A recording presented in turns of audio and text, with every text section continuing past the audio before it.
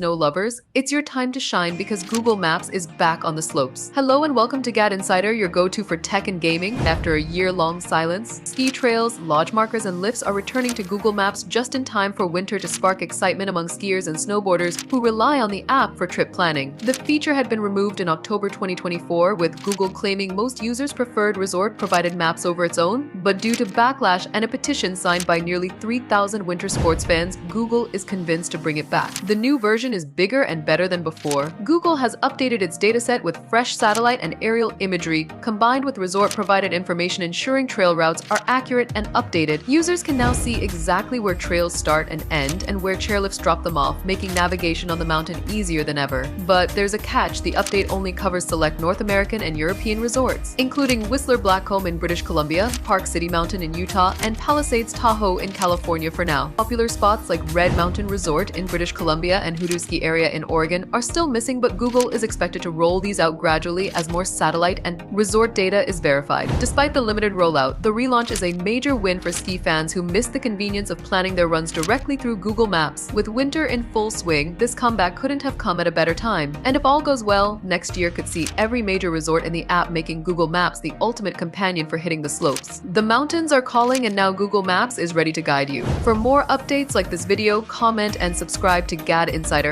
Don't forget to click the bell icon so you never miss any tech update.